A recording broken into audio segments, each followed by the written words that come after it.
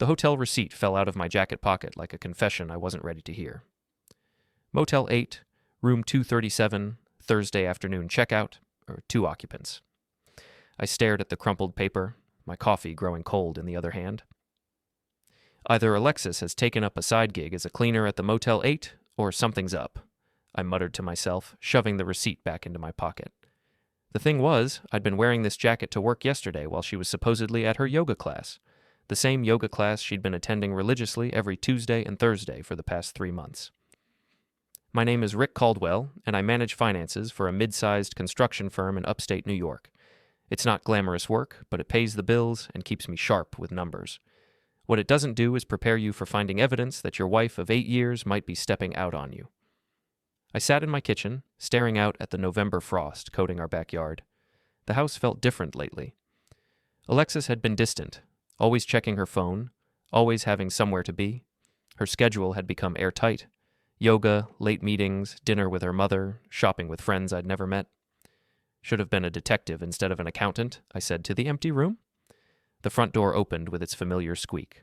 Alexis breezed in, her cheeks flushed from the cold gym bag slung over her shoulder. "How was yoga?" I asked, keeping my voice casual. "Intense. Patricia really pushed us today." She didn't look at me, heading straight for the stairs. "I'm going to shower." Patricia. The instructor she'd mentioned exactly once before this week. Funny how details like that stick when you start paying attention. I waited until I heard the shower running, then pulled out the receipt again. The timestamp showed 3:47 p.m. Alexis had texted me at 4:15 yesterday saying yoga ran late and she was grabbing coffee with the girls. The math didn't add up. My phone buzzed. Text from Brogan Ward. "Beer tonight? Haven't seen you in weeks." Brogan. My best friend since college, real estate hotshot. The kind of guy who always landed on his feet. We'd been tight for 15 years, through his divorce 2 years ago, through my rough patch when Dad passed. He was the brother I never had. I typed back, "Rain check. Things are complicated right now." "Everything okay, buddy?" I stared at his response for a long moment. "Just work stuff. Catch up soon." The shower stopped upstairs. I folded the receipt and slipped it into my wallet, right behind my driver's license where I'd see it every time I opened it. Monday morning at the office, I couldn't shake the feeling that something was off. Elise Hart, my secretary, noticed immediately. She had that kind of radar for other people's misery. "You look like someone stole your lunch money," she said, setting a stack of invoices on my desk. Elise was sharp as a tack and twice as cutting. Late 20s, with the kind of wit that could strip paint off walls. She'd been working for me for 2 years, and I'd learned to appreciate her directness. "Just tired," I said. "Uh-huh." She perched on the edge of my desk, studying me like I was a balance sheet that didn't add up. "This wouldn't have anything to do with your wife's sudden fitness obsession, would it?" I looked up sharply. "What do you mean?" "Nothing specific. Just that yoga classes don't usually require hotel rooms." My stomach dropped. "What are you talking about?" Elise glanced around the office, then leaned closer. "I saw Brogan's car at the Motel 8 last Thursday. Distinctive vehicle, that red Mustang of his. Thought it was weird since he lives on the other side of town." The receipt in my wallet suddenly felt like it was burning a hole through the leather. "Could have been anyone," I said, but my voice sounded hollow even to me. "Could have been?" She straightened up, smoothing her skirt. "But it wasn't. I saw him go into room 237 around 2:30. Saw him leave around 4 with a blonde woman. Didn't get a good look at her face, but she had the same build as Alexis." The office suddenly felt too small. I pushed back from my desk, needing air. "Rick?" Elise's voice was gentler now. "I know this isn't what you want to hear, but I thought you should know." "Why?" The question came out harder than I intended. "Why tell me this?" Her expression hardened. "Because Brogan Ward is a piece of garbage who thinks he can use people and throw them away. And because you're a decent guy who deserves better." There was something personal in her tone, something bitter. I was about to ask what she meant when my phone rang. Alexis. "Hi, honey. Just wanted to let you know I'll be late tonight. Emergency meeting with the regional director." "On a Monday night? You know how corporate is. They don't care about our schedules." Alexis worked in HR for a pharmaceutical company. Emergency meetings weren't unusual, but the timing felt convenient. "Okay, I'll grab dinner on the way home." "You're the best. Love you." She hung up before I could respond. Elise was watching me with knowing eyes. "Let me guess. Emergency meeting? How did you..." Because that's what cheaters do, Rick. They create airtight alibis. She picked up the invoices from my desk. The question is, what are you going to do about it? I spent the rest of the day trying to focus on spreadsheets and budget reports, but my mind kept wandering. 15 years of friendship with Brogan, 8 years of marriage with Alexis. Everything I thought I knew about my life was suddenly suspect. That evening, I drove past the Motel 8 on my way home. Brogan's red Mustang wasn't there, but I found myself studying the building, trying to imagine what had happened in room 237. The thought made me sick. At home, I microwaved a frozen dinner and ate it standing at the kitchen counter, staring at family photos on the refrigerator. Alexis and me at our wedding, Brogan as my best man, grinning beside us.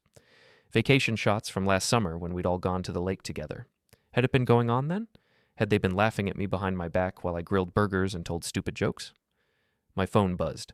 Text from Alexis. Meeting running really late. Don't wait up. I checked the time. 8:47 p.m. I called her office's main number. It rang 4 times before going to voicemail. Thank you for calling Meridian Pharmaceuticals. Our offices are closed. The automated message felt like a slap. I poured myself 3 fingers of whiskey and sat in my recliner, staring at nothing. The house was too quiet, too empty. Every sound made me jump. The furnace kicking on, the ice maker dropping cubes, the neighbor's dog barking. Around midnight, I heard Alexis's car in the driveway. I pretended to be asleep when she slipped into bed, but I lay there for hours, listening to her breathe, wondering who she'd been with and what they'd done. The next morning, she was gone before I woke up. A note on the kitchen counter. Early meeting. See you tonight? A. At the office, Elise took one look at me and shook her head. You look worse than yesterday. Thanks for the pep talk. She closed my office door and sat down across from my desk. Look, I know this is hard, but you need to face facts. Your wife is having an affair with your best friend. I don't know that for certain. Then let's find out for certain. She leaned forward. I have a proposition for you. I'm listening. Brogan is sloppy, always has been. He thinks he's smarter than everyone else, but he leaves trails everywhere. Her voice carried that bitter edge again. Trust me on this. What kind of trails? Receipts, text messages, photos. The man documents his own stupidity. She paused. I should know. I used to clean up his messes. The pieces clicked into place. You and Brogan. 2 years ago, right after his divorce. Lasted about 6 months before he decided he wanted someone with better connections. Her laugh was sharp. Guess your wife fit the bill. So this is about revenge? For me? Maybe partly. But mostly it's about you not being made a fool of. She stood up. I'm offering to help you get the truth. What you do with it is up to you. I stared at her for a long moment. What did you have in mind? Leave that to me. Just keep acting normal at home. Don't confront them. Don't change your routine. Can you do that? I think so. Good. And Rick? When this is over, you're going to thank me. She left me sitting there, wondering what I'd just agreed to. By Friday, I understood what Elise meant about Brogan being sloppy. She walked into my office at exactly 3 p.m. with a manila folder thick enough to choke a horse. Her expression was somewhere between satisfaction and disgust. Your evidence package, she said, dropping it on my desk with a thud. I opened it with trembling hands. The first item was a printed email from Brogan to his assistant, asking her to block out Tuesday and Thursday afternoons for property showings. The second was a credit card receipt from the same Motel 8, dated 3 weeks ago. The third was a screenshot of a text message. How did you get his texts? He never changed his cloud backup password, still uses his ex-wife's birthday. Elise sat down, looking pleased with herself. I may have retained access to certain accounts during our brief relationship. Is this legal? Is adultery legal? Because that's what we're documenting here. I flipped through the folder. Hotel receipts going back 3 months, text messages between Brogan and Alexis that made my stomach turn, photos of them together at restaurants I'd never been to. One text from Alexis made me grip the folder so hard my knuckles went white. Rick suspects nothing. He's too busy with his spreadsheets to notice anything. Charming wife you have there, Elise observed. This is from last Tuesday, I said, holding up a photo of them sharing dessert at some upscale place downtown. She told me she was at her book club. Book club, right. Elise pulled out another sheet. Here's her credit card statement. No charges at bookstores, but plenty at Victoria's Secret and that boutique hotel on Elm Street. I felt like I was drowning in evidence. Every document was another nail in the coffin of my marriage, another betrayal by the 2 people I trusted most. There's more. Elise said quietly. "But you might want to prepare yourself." She handed me a printed email from Alexis to her sister. "Rick is so clueless. B and I have been meeting for months, and he hasn't figured it out. The man couldn't find water if he fell out of a boat. Sometimes I feel bad, but then I remember how boring he is." The words hit like physical blows. Boring. Clueless. The woman I'd loved for 8 years thought I was a joke. "Why are you doing this?" I asked Elise. "Because Brogan Ward destroyed my self-esteem and made me feel like garbage for 6 months. Because he told me I wasn't good enough for him, that he needed someone with class." She gestured at the folder. "And because watching him get what he deserves is going to be the highlight of my year." "What makes you think I'm going to do anything with this?" "Because you're not the pathetic loser your wife thinks you are. You're methodical, you're smart, and you're angry. That's a dangerous combination." She was right about the angry part. Rage was building in my chest like steam in a boiler. But alongside the anger was something else, a cold, calculating fury that surprised me. "What would you do?" I asked. "Me? I'd make sure everyone knew what kind of people they really are. But I'm vindictive." She smiled. "You're more creative than that." That weekend was the longest of my life. Alexis went through her usual routine. Yoga on Thursday, which I now knew was a 2-hour session at the Motel 8, shopping on Friday, actually lunch with Brogan at a restaurant 40 minutes away, and a girls' night out on Saturday, dinner and drinks with Brogan at a jazz club. I played along, acting like the clueless husband they thought I was. I made small talk about her yoga poses, asked about her shopping finds, and wished her a fun evening with the girls. The performance was exhausting, but while I was acting, I was also planning. Sunday evening, as Alexis painted her nails and watched some reality show, I made a decision. "I was thinking we should do Thanksgiving at your parents' place this year," I said casually. She looked up, surprised. "Really? You usually hate going there." "I've been thinking about family lately, how important it is to be grateful for the people in your life." I kept my voice level. "Maybe we should invite both sides, make it a real gathering." "That's actually a sweet idea. Mom would love that." "Great. I'll call everyone tomorrow, even Brogan. He doesn't have anywhere to go since the divorce." "Oh, that's thoughtful of you." She went back to her nails, missing the irony completely. "Yeah, I'm feeling very thankful this year." Monday morning, I started making calls. My sister Jenny was surprised but pleased. "You never want to do the big family thing." "I'm turning over a new leaf. Besides, it's time everyone got together." Alexis's parents were thrilled. Her mother, Patricia, not the yoga instructor, I realize now, immediately started planning the menu. "How wonderful that you're taking the initiative, Rick. Alexis is so lucky to have you." The last call was to Brogan. He answered on the second ring, sounding distracted. "Rick, how's it going, buddy?" "Good. Listen, we're doing a big Thanksgiving dinner at the Hendersons' place. Both families, the whole 9 yards. You free?" There was a pause. "Thanksgiving? That's pretty last minute." "Come on, you don't have anywhere else to be. Besides, Alexis specifically asked me to invite you." Another pause. "She did?" "Said it wouldn't be the same without you there." I let that hang in the air. "So you'll come?" "Yeah, sure. Sounds great."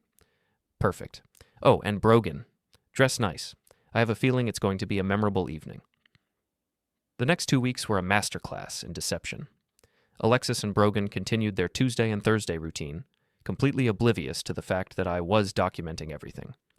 Elise had become my partner in surveillance, updating me on their movements and adding new evidence to our growing file. "They're getting careless," she reported one Friday afternoon. "Yesterday they didn't even bother going to a hotel, used his apartment." "How do you know?" She showed me her phone.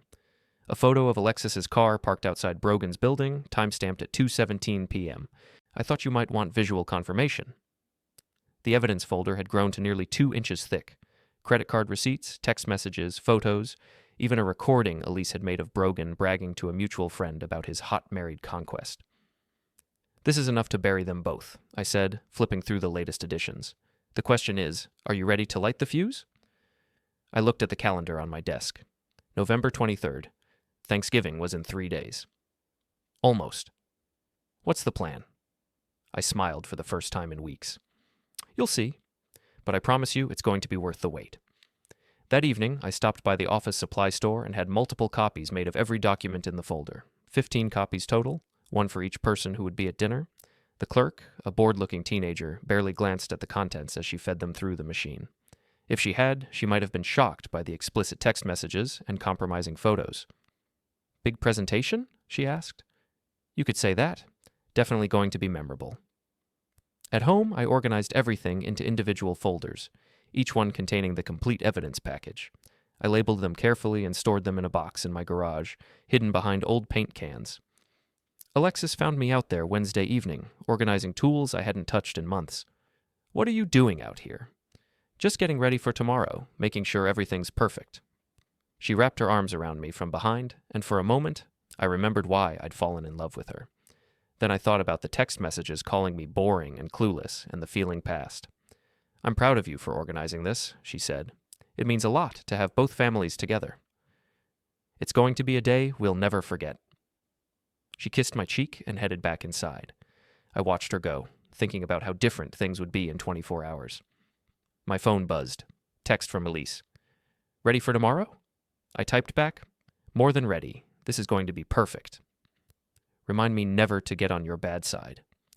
Too late for that advice for some people. I spent the rest of the evening in my garage, going over the plan one more time.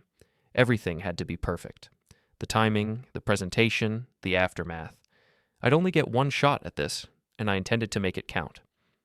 Tomorrow, at exactly 3 p.m., while everyone was gathered around the Hendersons' dining room table, waiting for the turkey to be carved, I would hand out my evidence folders, and then I would watch my wife and best friend's world collapse in real time. The thought should have made me feel guilty. Instead, it made me smile. Thanksgiving morning arrived gray and cold, with a kind of bitter wind that cuts through your coat and settles in your bones. I stood in my driveway at 6 a.m., loading the evidence folders into my car while Alexis slept upstairs. Each folder was identical, 37 pages of texts, photos, receipts, and documentation spanning 3 months of betrayal. I'd organized them chronologically, like a story with a beginning, middle, and inevitable conclusion. The irony wasn't lost on me that I was about to give thanks by destroying 2 lives. You're up early. Alexis appeared in the kitchen doorway as I came back inside, wearing the silk robe I'd bought her for our anniversary. She looked beautiful, and for a moment, I felt a pang of regret for what I was about to do. Then I remembered her text calling me clueless, and the feeling passed. Wanted to get the wine and flowers before the stores get crazy, I said, kissing her forehead. Big day today. I'm excited. It's been too long since we've all been together. Yes, it has. She made coffee while I showered, and we drove to her parents' house in comfortable silence. The Hendersons lived in one of those colonial mansions that screamed old money with a circular driveway and perfectly manicured grounds. Alexis's father, William, had made his fortune in commercial real estate. Her mother, Patricia, had made hers by marrying him. They were good people, despite their wealth. They'd welcomed me into the family 8 years ago without reservation, treating me like the son they'd never had. What I was about to do would hurt them too, but they deserved to know what kind of person their daughter had become. Rick! Patricia Henderson embraced me warmly as we walked through the front door. Thank you so much for organizing this. It's going to be wonderful. Thank you for hosting, Patricia. Your house is perfect for this. The morning passed in a blur of food preparation and family arrivals. My sister Jenny showed up with her husband Mark and their twin boys. Alexis's brother David came with his wife and teenage daughter. By noon, the house was full of conversation and laughter. Brogan arrived at 12:30, carrying flowers for Patricia and a bottle of expensive scotch for William. He looked relaxed and confident, completely unaware that he was walking into an ambush. Rick! He clapped me on the shoulder with the same enthusiasm he'd shown for 15 years. Great idea, this family gathering. We should do it every year. Oh, I don't think that's going to be possible, I said. He gave me a puzzled look, but before he could ask what I meant, Patricia called everyone to the dining room. The Henderson dining room was something out of a magazine, with a table that could seat 20 and a chandelier that probably cost more than my car. Patricia had outdone herself with the decorations, autumn leaves, candles, and a centerpiece that belonged in a Norman Rockwell painting. I took my assigned seat and placed the box of folders on the floor beside my chair. Across the table, Brogan was charming Alexis's aunt with stories about the real estate market. 2 seats down, Alexis was laughing at something her brother had said. They looked so normal, so innocent, like any other family gathering. Before we begin, William said, standing at the head of the table, I'd like to say how grateful I am to have everyone here. Family is the most important thing in life, and having you all under one roof is a true blessing. Murmurs of agreement around the table. Alexis reached over and squeezed my hand. I'd also like to thank Rick for organizing this gathering. It takes a special person to bring families together. More murmurs. I smiled and nodded, feeling like a fraud.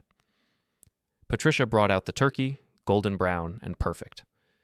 William began sharpening the carving knife with ceremonial precision. Everyone was relaxed, happy, grateful. It was time. I reached down and pulled the box of folders onto my lap. "Before we eat," I said, standing up, "I have something I'd like to share with everyone." The conversation died. All eyes turned to me. I know this is unusual, but I've prepared something special for today. A little presentation about gratitude and truth. I began walking around the table, placing a folder in front of each adult. Jenny looked confused. Patricia smiled indulgently. William paused in his carving. Brogan's face had gone pale. "Rick, what's this about?" "You'll see in a moment." I placed the last folder in front of Alexis, then returned to my seat. "Please, everyone open your folders." The next 30 seconds were the longest of my life. I watched faces change as people began reading. Confusion gave way to shock, shock to horror, horror to disgust. Jenny was the first to speak. "Rick, what is this?" "Evidence," I said calmly. 3 months' worth of documentation proving that my wife and my best friend have been having an affair. The silence that followed was deafening. Patricia's hand flew to her mouth. William set down the carving knife with a sharp clatter. David stared at his sister like he'd never seen her before. "This is fake," Alexis said, but her voice was shaking. "Someone's trying to frame us." "Page 12, I said. "Your credit card statement showing charges at the Motel 8 every Tuesday and Thursday for the past 3 months. Page 15, text messages between you and Brogan planning your meetings. Page 23, photos of you together at restaurants while I was at work." Brogan tried to stand up. "Rick, let me explain." "Sit down." My voice was ice. "You'll get your turn to explain." He sat. I looked around the table at the faces of people I'd known and loved for years. I know this is uncomfortable, but everyone deserves to know the truth. Alexis and Brogan have been meeting twice a week for 3 months, using my work schedule to cover their tracks. They thought I was too stupid to figure it out. "Rick, please," Alexis was crying now. "Can't we discuss this privately? Like you discussed your affair privately? Like you discussed what a boring, clueless husband I am?" I pulled out my phone and read from her text messages. Quote, "Rick is so boring. Sometimes I wonder why I married him." Another quote, "He's too busy with his spreadsheets to notice anything. Should I continue?" Patricia made a choking sound. William's face had turned red with anger, but I couldn't tell if it was directed at me or his daughter. "The beautiful thing about documentation," I continued, "is that it doesn't lie. Page 28 shows hotel receipts going back to August. Page 31 has photos from last weekend while Alexis was supposedly having girls' night out." I stood up again, feeling calmer than I had in weeks. I want everyone to understand something. This isn't about revenge. This is about truth. These two people looked me in the eye every day and lied. They made plans around my schedule. They laughed about how stupid I was. Brogan finally found his voice. "Rick, I never meant for this to happen. It just what? You accidentally ended up in bed with my wife twice a week for 3 months? We didn't plan it." "Really? Because page 19 shows a text from you to Alexis saying, and I quote, 'Same time Tuesday, I'll bring champagne this time.'" Jenny was staring at the documents with disgust. "How could you do this to Rick? He's been nothing but good to you." "And you," I turned to Brogan. 15 years of friendship. You were my best man. I helped you through your divorce. I lent you money when your business was struggling. This is how you repay that?" "Rick, I'm sorry. I know how this looks. How it looks. It looks like betrayal. It looks like two selfish people who decided their pleasure was more important than everyone else's feelings." Patricia was openly weeping now. William looked like he might have a heart attack. The kids were staring at their parents with confusion and embarrassment. "I think," I said, sitting back down, "we should all take a moment to really think about what we're grateful for this Thanksgiving. I'm grateful for the truth. I'm grateful for friends like Elise who care enough to help me find it. And I'm grateful that I found out who these people really are before I wasted any more of my life on them." The silence stretched on. Finally, William cleared his throat. "I think," he said slowly, "that Alexis and Mr. Ward should leave. Daddy, please. Now." Alexis looked around the table desperately, but found no allies. Even her own brother was avoiding eye contact. She gathered up her purse with shaking hands. "Rick, we need to talk about this."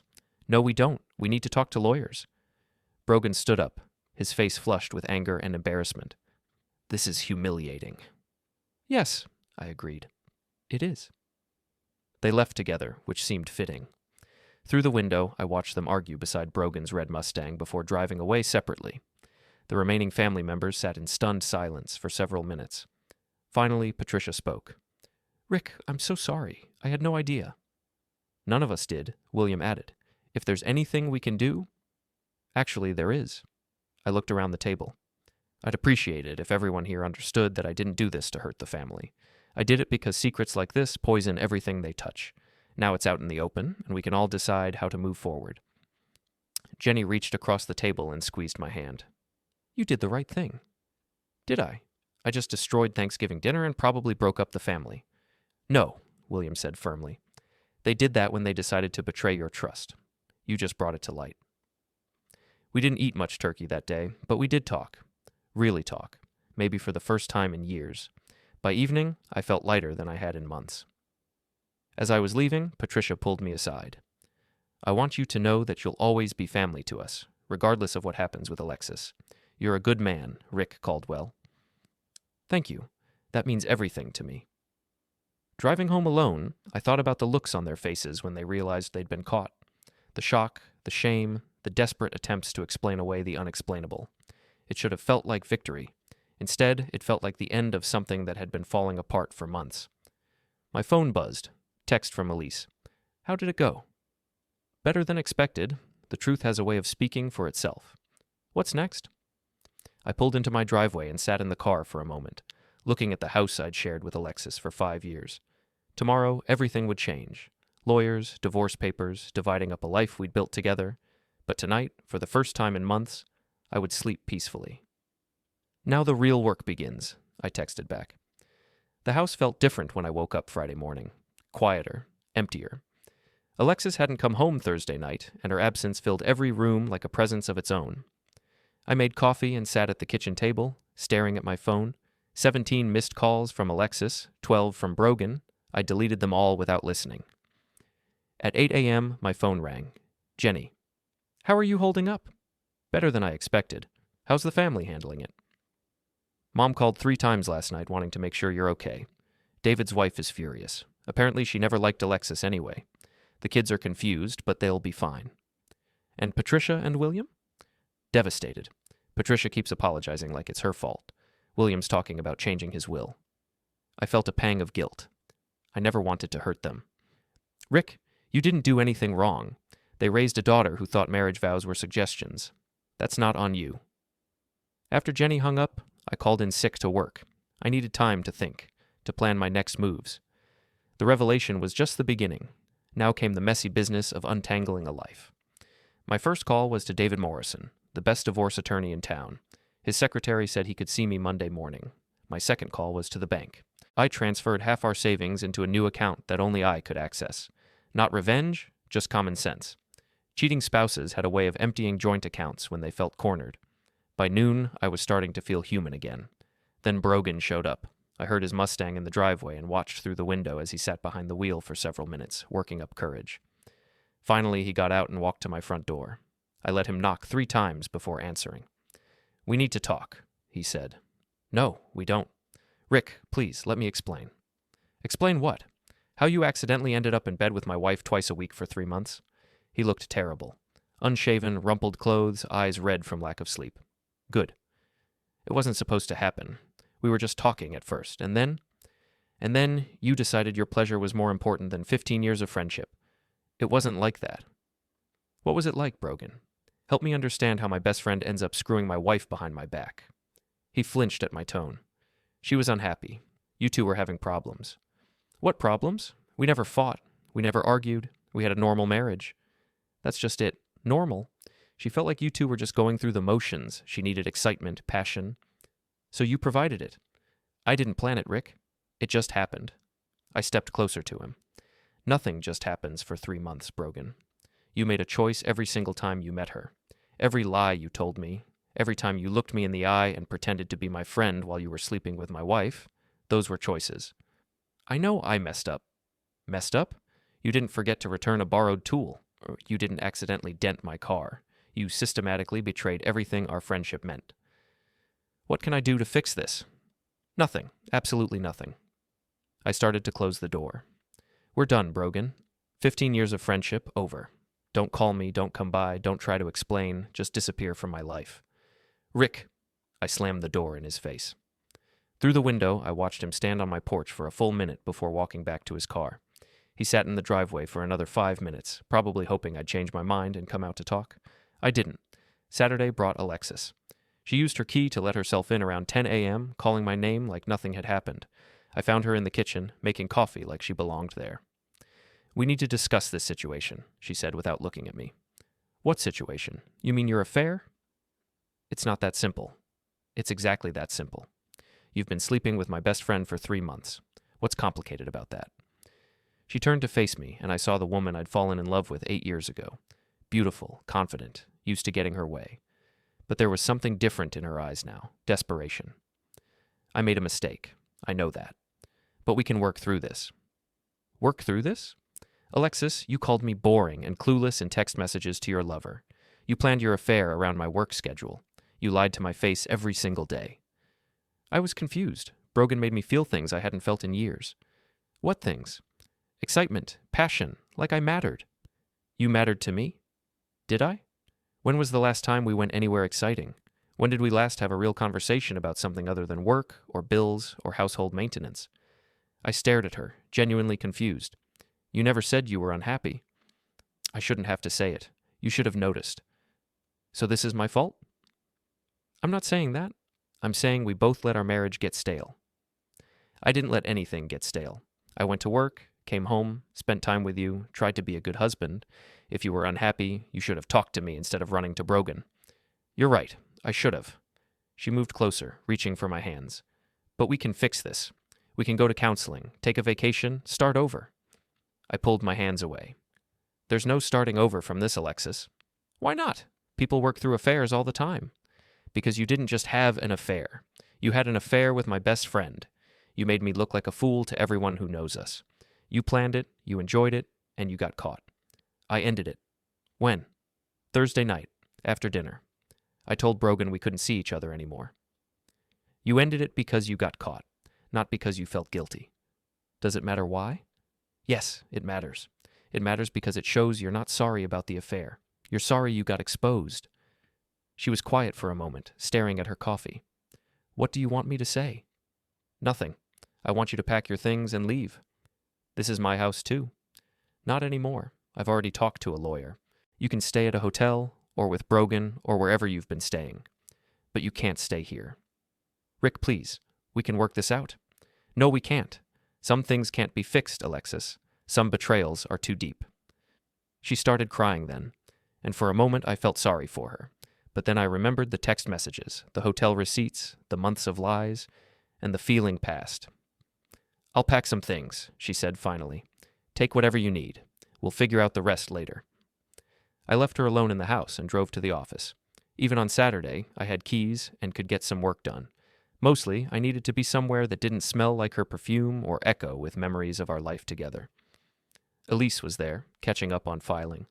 She looked up in surprise when I walked in. Rough weekend? You could say that. Brogan came by yesterday to explain. Alexis came by today to reconcile. How did that go? About like you'd expect. He thinks it just happened. She thinks we can work through it. And you think? I think some bridges once burned can't be rebuilt. She nodded approvingly. Good. You deserve better than both of them. Thanks. For everything. I couldn't have done this without your help. My pleasure. Literally, she smiled. Watching Brogan get what he deserved was worth every minute of effort. What's next for you? New job, probably. Working for the ex-boyfriend's victim isn't exactly a long-term career plan. Actually, I was hoping you'd stay. I'm going to need someone I can trust while I rebuild my life. Are you sure? This could get messy. I'm sure. Besides, you're the best secretary I've ever had. Flattery will get you everywhere. We worked in comfortable silence for a few hours, organizing files and catching up on paperwork. It felt good to focus on something concrete, something I could control. Around 4 p.m., my phone buzzed. Text from an unknown number. This isn't over. I showed it to Elise. Brogan? Probably. He never was good at accepting defeat gracefully. Should I be worried? About Brogan? He's all bark, no bite. He'll make some threats, maybe try to turn mutual friends against you, but he won't do anything serious. And Alexis? She'll keep trying to reconcile until the divorce is final. Then she'll move on to the next guy who can provide the lifestyle she wants. You think I'm doing the right thing? Rick, you caught your wife and best friend in a 3-month affair. You documented everything, presented the evidence calmly, and gave them a chance to explain. Now you're ending the relationships cleanly and moving on with your life. What part of that seems wrong to you? The part where I destroyed Thanksgiving dinner and broke up 2 families. You didn't destroy anything. You revealed what was already broken. She was right, but it would take time for the guilt to fade. 15 years of friendship, 8 years of marriage. Even when they end badly, they leave scars. Sunday was quiet.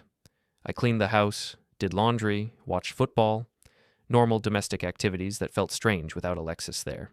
I kept expecting her to walk through the door, to hear her voice calling from the kitchen. But she didn't come back, and gradually I began to appreciate the silence. Monday morning, I met with David Morrison. He was everything I'd hoped for in a divorce attorney, smart, experienced, and ruthlessly practical. This is excellent documentation, he said, flipping through my evidence folder. Text messages, photos, financial records. How did you get all this? My secretary used to date him. She had access to his accounts. That could be a problem. Illegally obtained evidence? Nothing illegal about it. He gave her the passwords when they were dating and never changed them. She just retained access. Clever. And you're sure you want to pursue this aggressively? I want a clean break. No alimony, minimal asset division, and I want it done quickly. With evidence like this, that shouldn't be a problem. Most judges don't look kindly on adultery, especially when it's this well documented. How long will it take? 6 months, maybe less if she doesn't contest it. She'll contest it. Then we'll be ready for her. Walking out of Morrison's office, I felt lighter than I had in weeks. The legal process would be unpleasant, but at least it would be final. No more lies, no more betrayal, no more wondering what was real. My phone rang as I reached my car. Jenny. How did it go with the lawyer? Better than expected. He thinks we can have this wrapped up in 6 months. Good. You need to move on with your life. I'm trying. I know you are. And Rick, I'm proud of you. What you did took courage. It took documentation. Same thing in this case. That afternoon, I returned to an empty house and started the process of removing Alexis from my life. I took down our wedding photos, packed up her remaining clothes, and changed the locks. It should have felt like victory. Instead, it just felt like the end of everything I'd thought I wanted.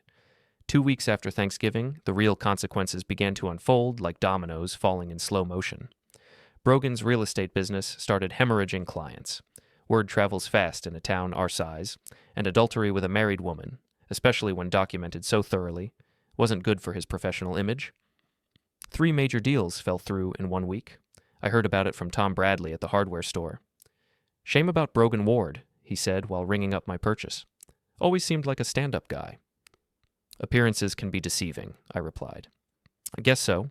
My wife says what he did to you was unforgivable. She's telling everyone she knows not to use his services. I should have felt vindicated. Instead, I just felt tired. Alexis was staying at the Hampton Inn, according to Jenny, who'd heard it from Patricia Henderson. The family had essentially disowned her, not officially, but in all the ways that mattered. No more Sunday dinners, no more family gatherings, no more financial safety net. She called Mom crying yesterday, Jenny told me over lunch. Wanted to know if you'd said anything about reconciling. What did you tell her? The truth, that you're done and she needs to accept it. How did she take that? About like you'd expect. Lots of tears, lots of blame for everyone except herself. I pushed food around my plate, not really hungry. Do you think I'm being too harsh? Rick, she had an affair with your best friend for 3 months. She called you boring and clueless behind your back. She planned her betrayal around your work schedule. Jenny leaned forward. If anything, you're being too nice. It doesn't feel nice. Good. That means you're not a sociopath. Wednesday brought the first real escalation. I arrived at work to find Brogan waiting in the parking lot, leaning against his Mustang. He looked worse than he had the previous week. Thinner, more desperate. We need to talk, he said as I got out of my car. I thought I made myself clear. We have nothing to discuss. You're destroying my life. I'm not doing anything. You destroyed your own life when you decided to sleep with my wife. People are canceling contracts, Rick. My business is falling apart. That's not my problem. You could fix this. Tell people you forgive me, that we're working things out. I stared at him in disbelief. You want me to lie to save your business? I want you to show some compassion. We were friends for 15 years. We're being the operative phrase. Come on, Rick, I made a mistake. Haven't you ever made a mistake?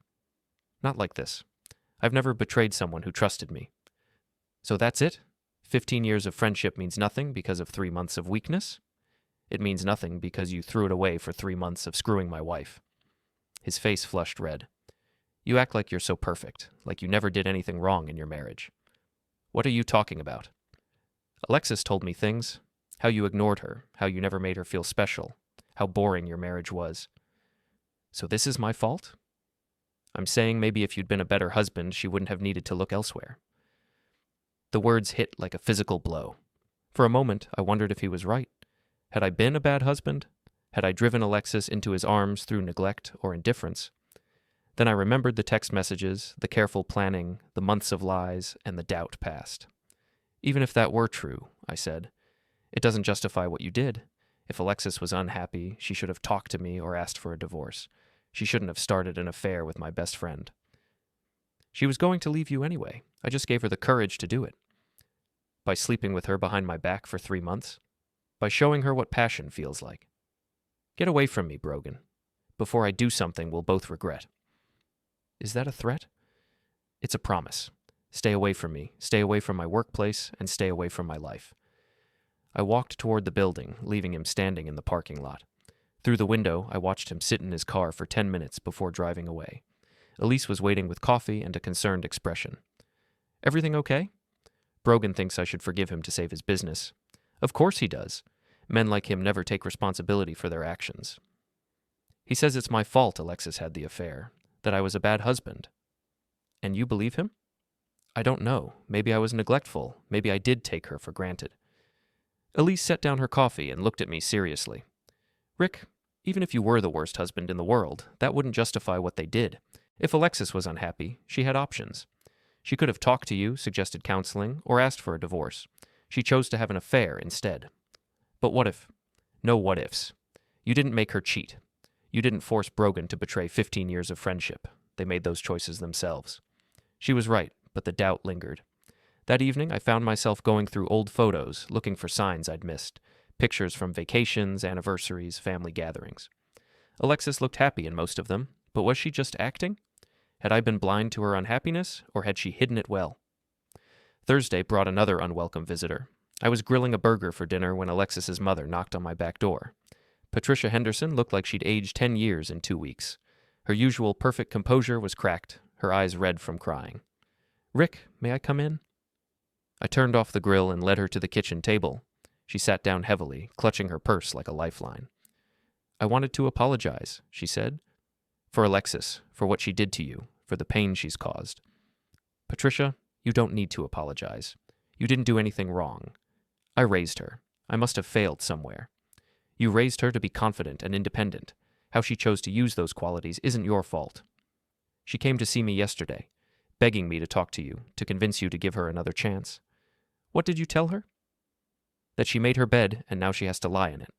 Patricia's voice was bitter. 34 years old and she still thinks Daddy's money can fix her mistakes. She's your daughter. You have every right to help her. Do I? After what she did to you? After she humiliated our entire family? Patricia shook her head. William and I discussed it.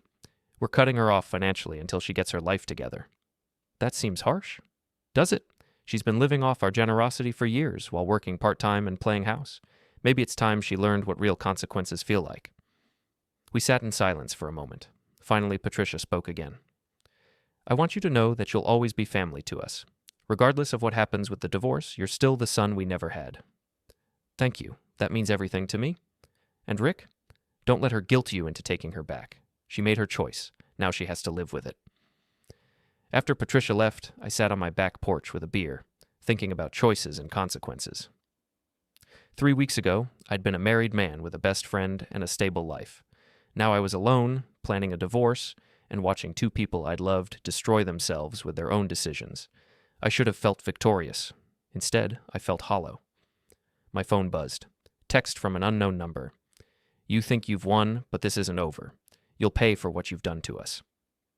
I showed the message to Elise the next morning. She read it with a frown. Definitely Brogan. He's getting desperate. Should I be worried? Probably not. He's all bluster.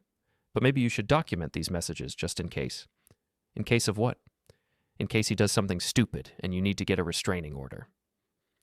The thought hadn't occurred to me. Brogan was many things, selfish, disloyal, arrogant, but I'd never considered him dangerous. You really think he'd escalate this? Men like him don't handle public humiliation well. He's lost his business, his reputation, probably his friends. He's looking for someone to blame, and you're the obvious target. Even though he brought it all on himself? Especially because he brought it all on himself. It's easier to blame you than accept responsibility.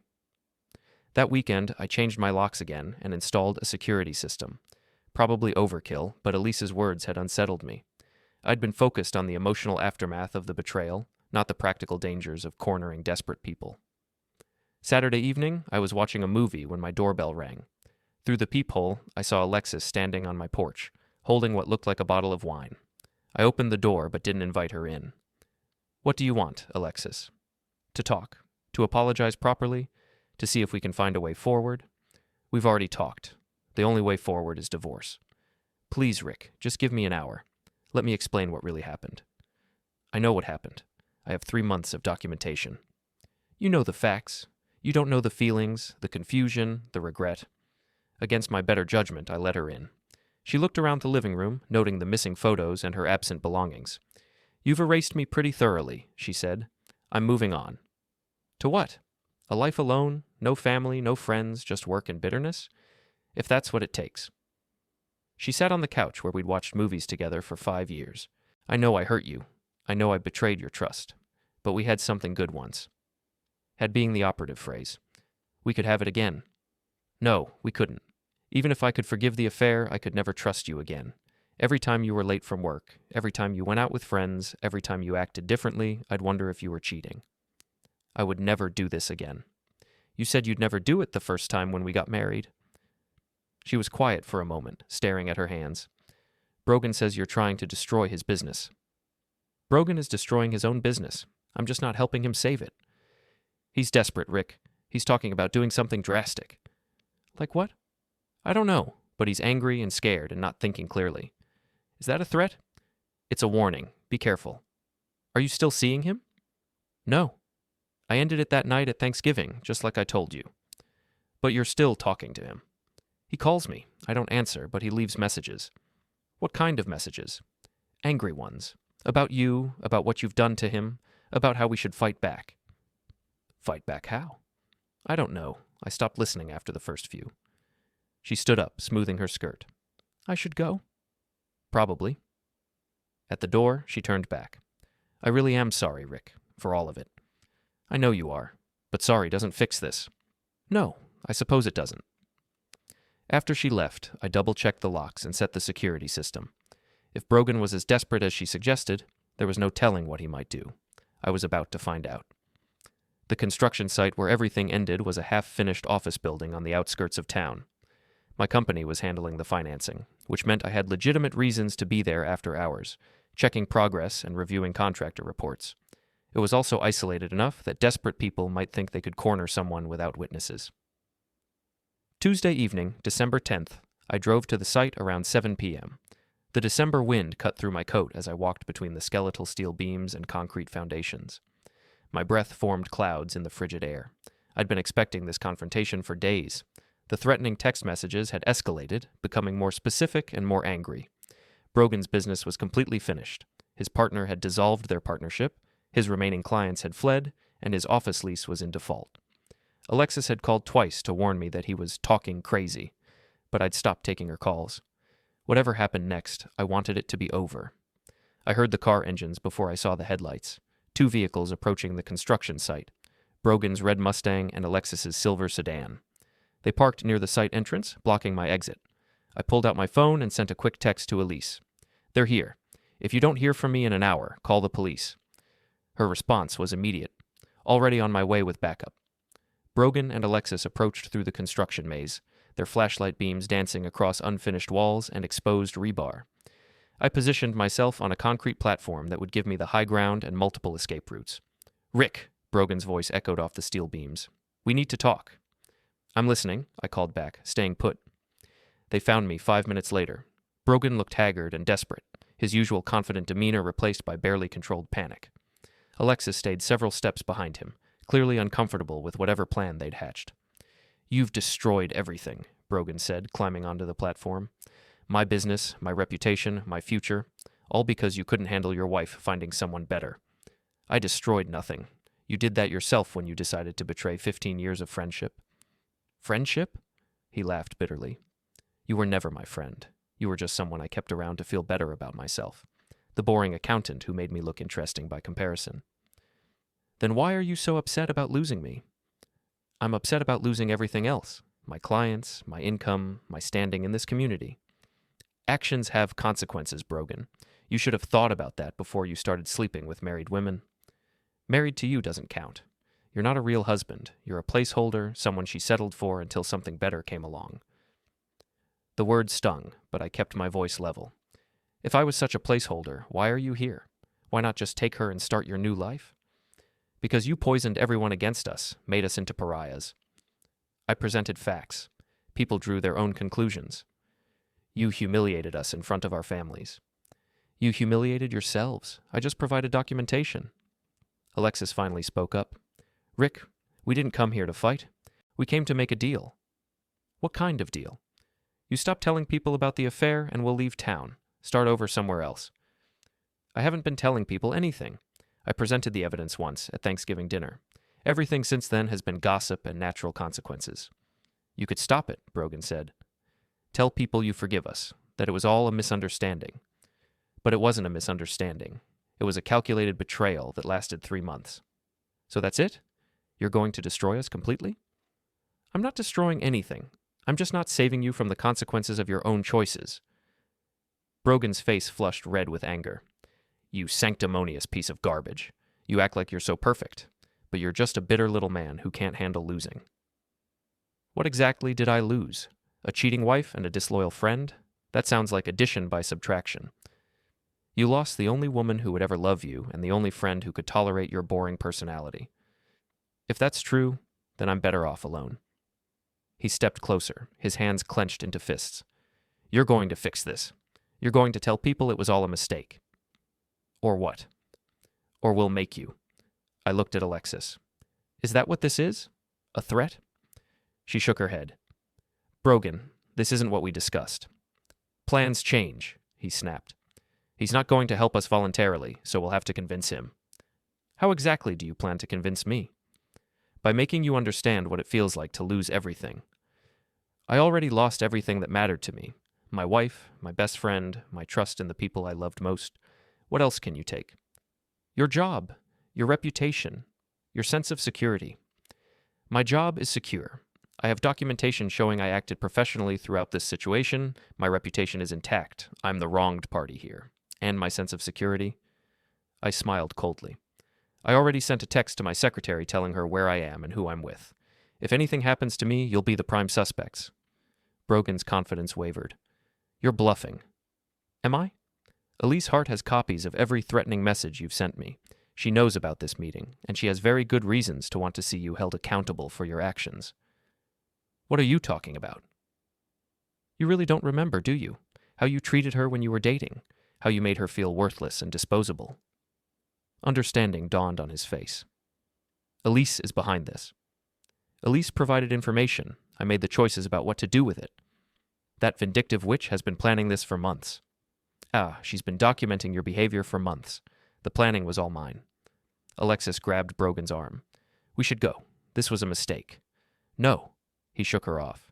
I'm not leaving until he agrees to fix what he broke. I didn't break anything. You two broke your marriages, your friendships, your reputations. I just made sure people knew the truth. The truth? Brogan laughed harshly. The truth is that your wife was desperately unhappy and found comfort with someone who actually appreciated her. The truth is that two selfish people decided their pleasure was more important than everyone else's feelings. At least we felt something. When was the last time you felt passionate about anything? Right now, I said quietly. I feel passionate about making sure you face the consequences of your actions. You want consequences? Fine. Brogan reached into his jacket. For a moment, I thought he was pulling a weapon. Instead, he produced a thick manila envelope. "These are photos," he said, "of you and Elise together, meeting after hours, having dinner, planning your little revenge scheme." I looked at the envelope with genuine confusion. "What are you talking about?"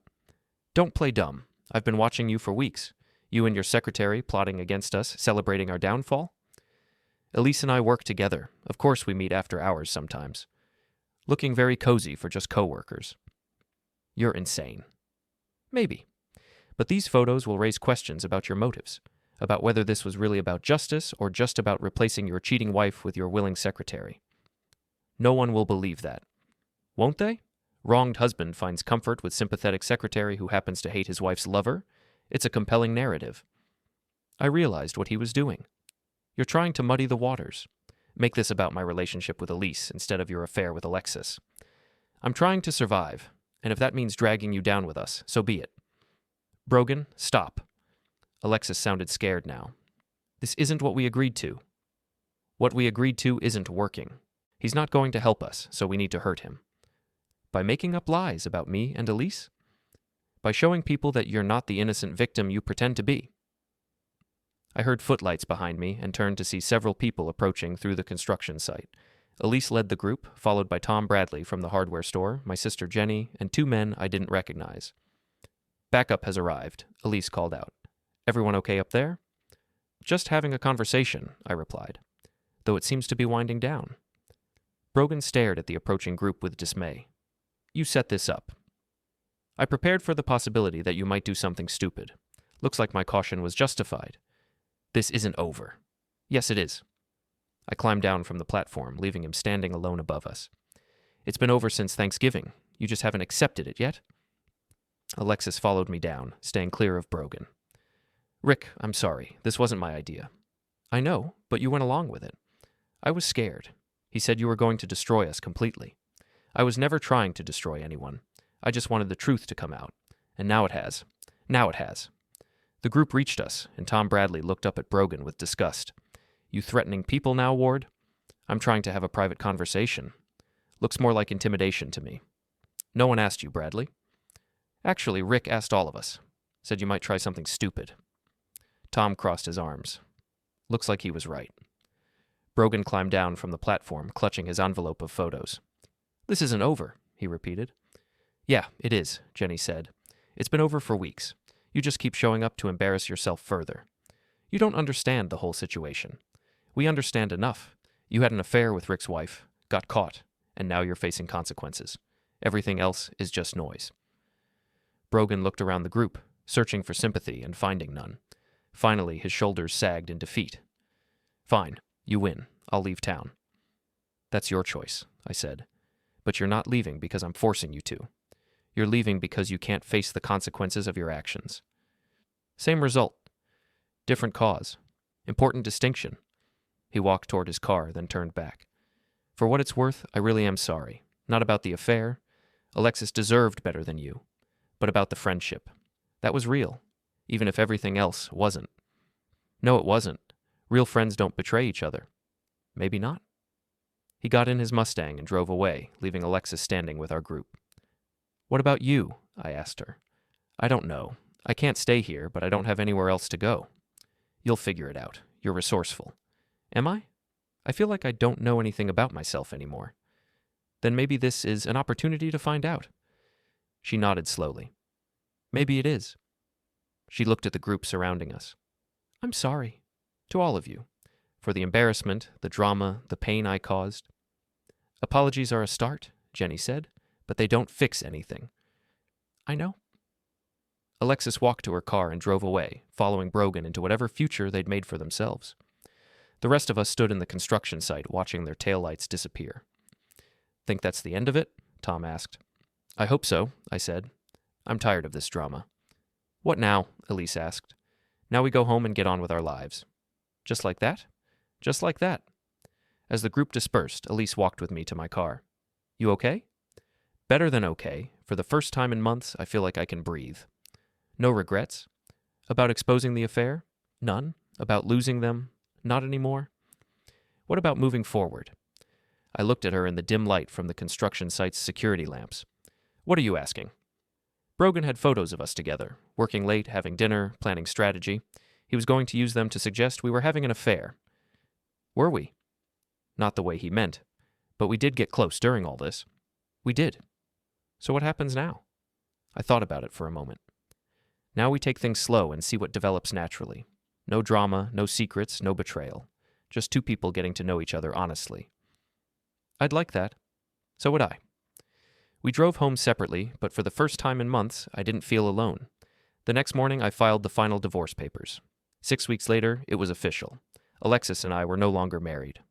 Brogan left town 2 days after our confrontation at the construction site. I heard he moved to Florida and started over in a different line of work. Alexis stayed in town for another month, trying to rebuild relationships with her family and friends. When that failed, she moved to Chicago to stay with a college friend. I never saw either of them again. Elise and I did take things slow. 6 months later, we were dating officially. A year later, we were engaged. 2 years later, we were married in a small ceremony with just our families present.